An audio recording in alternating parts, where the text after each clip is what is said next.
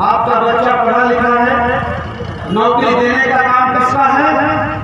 सरकार का, जिसको वोट दे करके बनाते हैं। आपके बच्चों के लिए स्कूल कॉलेज खोलने की सुविधा उसी सरकार का काम है, जिसको वोट दे करके बनाते हैं। आप गरीब हैं, कमजोर हैं, हम फीस देने लायक नहीं हैं, हमारे लिए फ्री शिक्षा का प्रावधान है हमारे देश के संविधान में। बाबा साहब अम्बेडकर ने जो संविधान बनाया, उस संविधान में 2 महत्वपूर्ण लाइनें लिखी हुई है।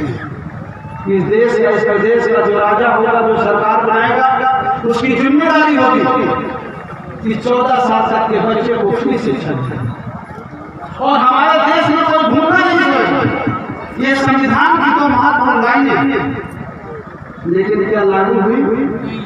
क्या हमारे बच्चों को फ्री शिक्षा मिलती है? फ्री शिक्षा देने का काम भी उसी का है, उसी सरकार का है, जिसको वोट देकर के हम दिखाते हैं। रोटी, कपड़ा, मकान, स्वास्थ्य, शिक्षा, रोजगार, ये जितनी हमारी समस्याएं हैं, इन सारी समस्याओं का अगर समाधान किसी के पास है तो वो उसी सरकार के पास है, जिसको वोट देकर के हम दिखाते हैं।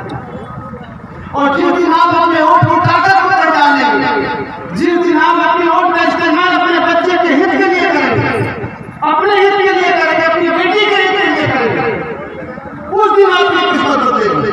और जब तक आप अपना वोट गाय माता के नाम पर, भगवान के नाम पर, देश के नाम पर देते रहेंगे, तो ना आज तक 74 सालों में हम आगे बढ़े हैं और ना आगे बढ़े।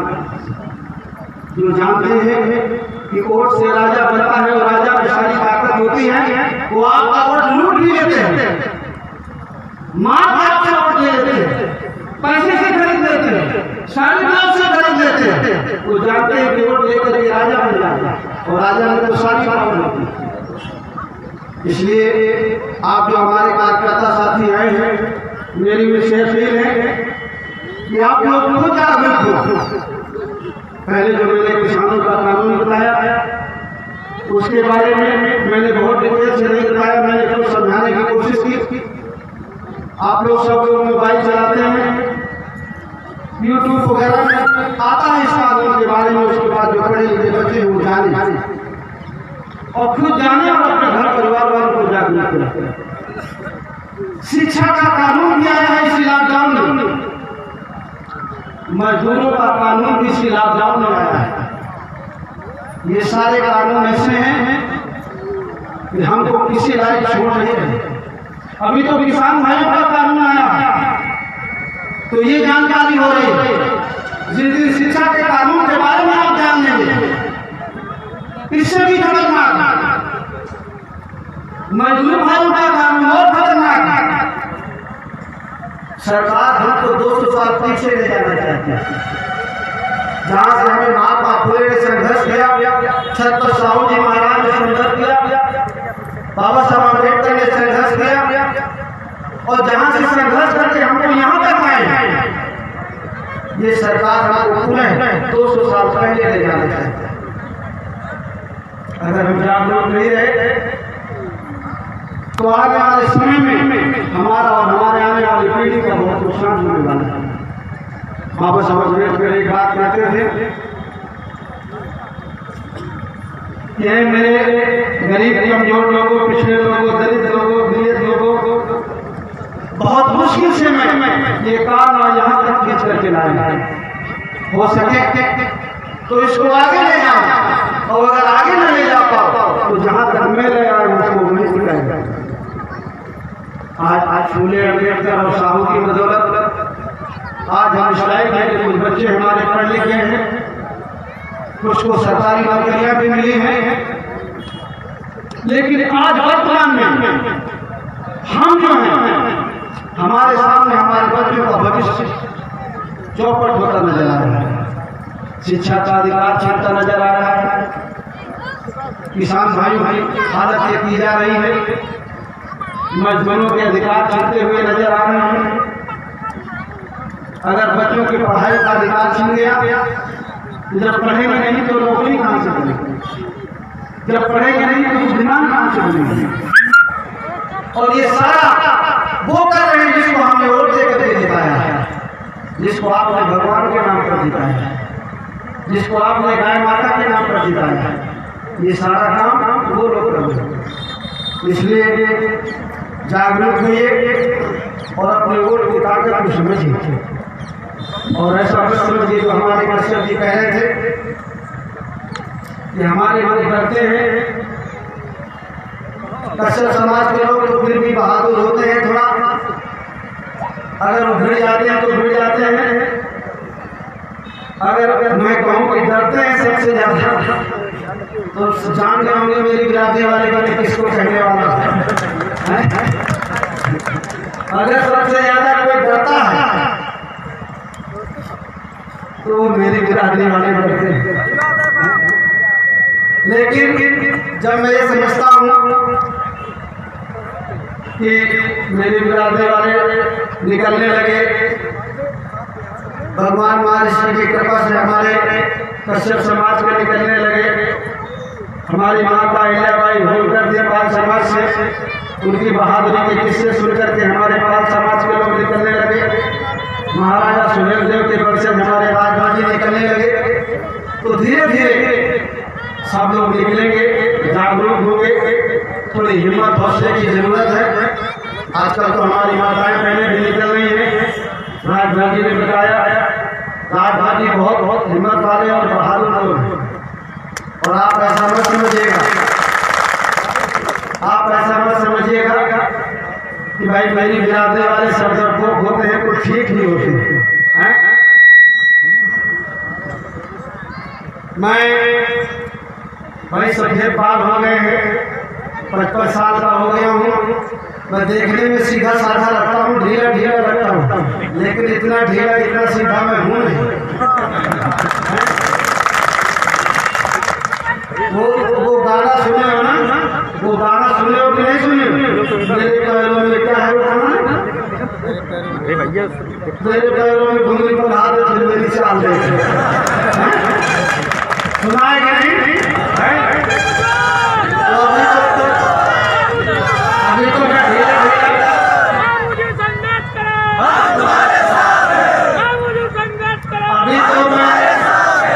अभी तो मैं ढीला ढीला इसलिए बोलता हूँ क्योंकि आप लोगों की आवाज में थोड़ी दम कम है। जिस दिन आपकी आवाज में और जिस दिन आपके इकट्ठे में दम हो जाएगी, जिस दिन मुझे लगेगा कि आप घर से निकलने लगे हो, उस दिन देखना मेरी आवाज और देखना मेरा कारनामा कि मैं क्या करता हूँ। और मेरे साथी है राजभाजी, और एक भी सोच के रखना कि जिसने हमारे साथ जैसा व्यवहार किया है, व्यवहार किसी का उधार नहीं रखा जाता। ना कन्नौज में उधार रखा जाएगा और ना इटावा ना औरैया में उधार रखा जाएगा। सबका हिसाब जैसा जैसा व्यवहार है उसको सब व्यवहार दिया जाएगा। लेकिन ये तभी संभव होगा जब आप लोग जितने कार्यकर्ता साथी यहाँ इकट्ठे हुए हैं, सब लोग इकट्ठा होकर के टीम बनाइए। 1 महीने के अंदर बूथ कमेटी, सेक्टर कमेटी और विधानसभा की कमेटी बन जानी चाहिए। हमारे जो भारतीय वंचित समाज पार्टी के लोग हैं, हमारे जन अधिकार पार्टी के लोग हैं और हमारे भारतीय सुहेलदेव समाज पार्टी के लोग हैं, सारे जितने हमारे संगठन में शामिल हैं। ठीक है, काम करने में थोड़ा हंसते हैं लोग, मजाक उड़ाते हैं, हंसने दीजिए, मजाक उड़ाने दीजिए। आज जब हम लोगों ने संगठनों में काम करना शुरू किया, बनाना शुरू किया, आप लोग तो सब जानते हैं, जब हम बीएसपी में बनाना शुरू किया बीएसपी को, तो चोरी से मीटिंग करते थे हम लोग। एक मोहल्ले में जाकर के रात को चोरी से मीटिंग करते थे कि कोई जान न जाए। बीएसपी से तो हम बहुत आगे हैं। आप लोग तो खुले तौर पर मीटिंग करते हैं, आपको छिपकर मीटिंग नहीं करनी पड़ती, आपको एक जगह रात का मीटिंग नहीं करनी पड़ती।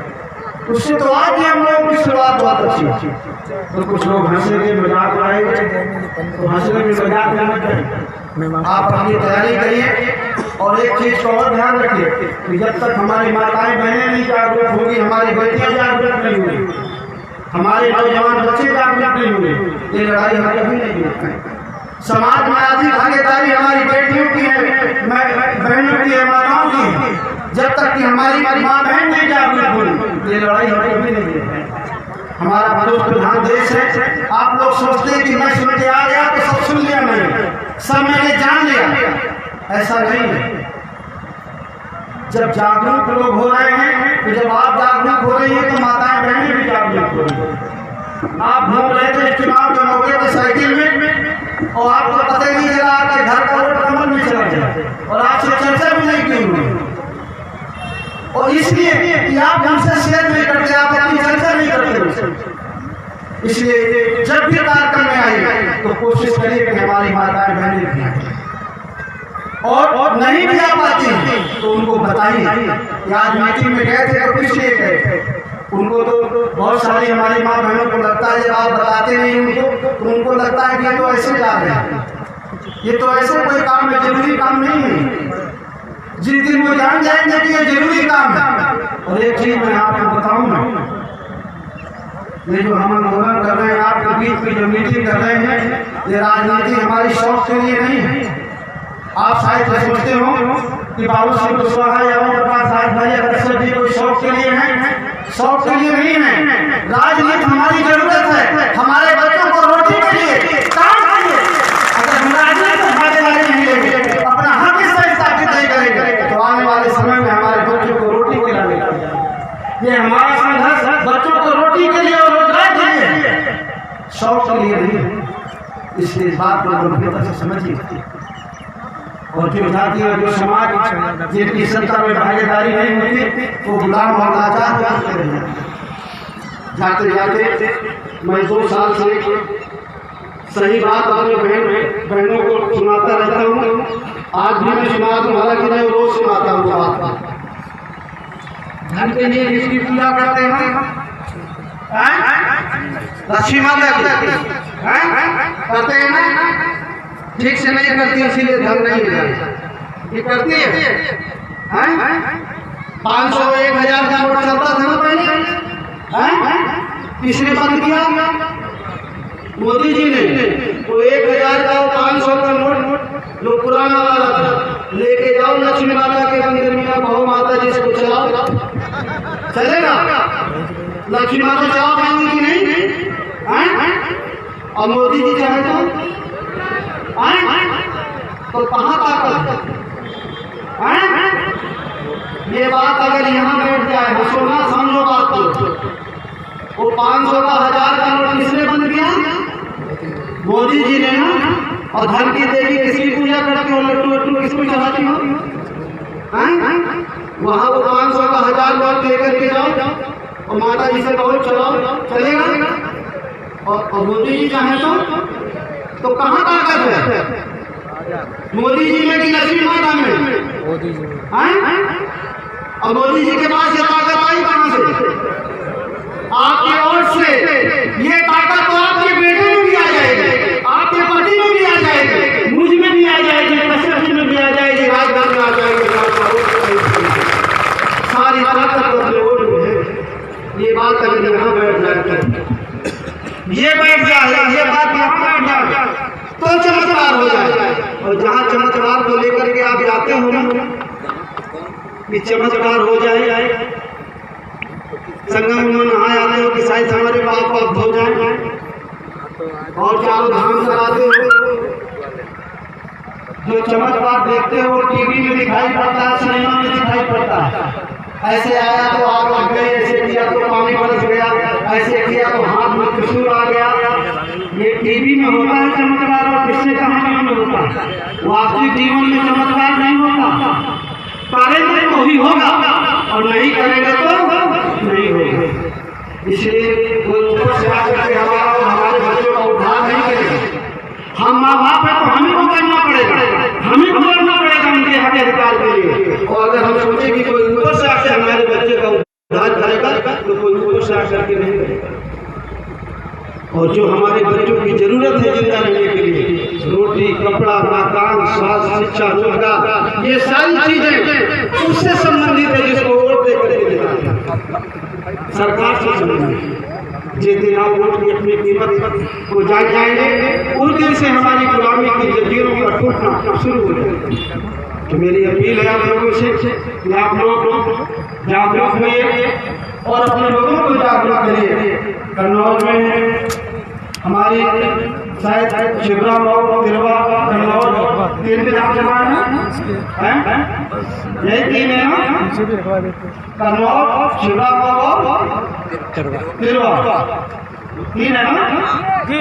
3 विधानसभाएं हैं और 3 विधानसभा की कमेटी जो हमारे तीनों पार्टी के, जो और पार्टी के हमारे जो जिला अध्यक्ष और पदाधिकारी हैं, सब लोग आपस में बैठ कर सामंजस्य बना करके हर बूथ में मिनिमम 10 आदमी आपके साथ होना चाहिए और हैं हमारे इतने लोग, आपको जाने की जरूरत है। अगर आप जाएं तो हर गांव में, हर बूथ में हमारे लोग मिलेंगे, सबको अपनी मीटिंग करके अपनी बात बता करके और एक रजिस्टर बना करके 1-1.5 महीने के अंदर हमारी तैयारी हो जाए। जिला पंचायत का चुनाव में हम भागीदारी संकल्प मोर्चा के तहत करेंगे। इधर पहले हमारे कश्यप जी हैं जो देख रहे हैं, हमारे संजीव साहब जी हैं तो यहाँ के प्रभारी हैं मंडल के अधिकार पार्टी की तरफ से, तो सब लोग आपस में बैठ करके जहाँ जिसको जिला पंचायत का चुनाव लड़ना है आपस में सीटों का बंटवारा करके जिला पंचायत का चुनाव लड़ेंगे। प्रधानी के चुनाव में जो पार्टी के लोग हैं उन्हें थोड़ा परहेज करना चाहिए, जिनको लड़ना चाहते हैं वो लड़े, लेकिन इतना जरूर करें कि इस लड़ाई को वहां तक मत ले जाए कि आगे आपको दिक्कत जाए। लेकिन जो लड़ते हैं उनको छोड़ के जो बाकी सीनियर लोग वो प्रधानी के चुनाव में बात नहीं, वो प्रधानी के चुनाव में पार्टी नहीं करेगी, जिला पंचायत के चुनाव में जरूर मोर्चे की तरफ से समर्थन मिलेगा, लेकिन प्रधानी के चुनाव में अगर मोर्चे का एक प्रधान का कैंडिडेट तो समर्थन हो सकता है और पता चला पाल भी लड़ गया, गुरुवार भी लड़ गया, राजभर भी लड़ गया, दशरथ भी लड़ गया, तो किसको समर्थन करेगा? तो पार्टी के लोग प्रदर्शन हो जाएंगे, फिर वहाँ पार्टी के लोग भाग नहीं देंगे। यही कुछ बातें जो मुझे आपसे कहनी थी और सारी बातें राजभर जी ने और कश्यप जी ने कही है। मैंने काफी समय आपका ले लिया, आप लोग आए, हमारी बातों को सुना आप लोगों ने, आपको भी धन्यवाद। और जो यहाँ के हमारे आयोजक साथी हैं, भारतीय वंचित समाज पार्टी के लोग, जन अधिकार पार्टी के लोग और हमारे स्वतंत्र भारतीय समाज पार्टी के लोग और जो हमारे साथी हैं सहयोगी, सभी को मैं अपनी तरफ से आभार प्रकट करता हूँ। बहुत बहुत धन्यवाद।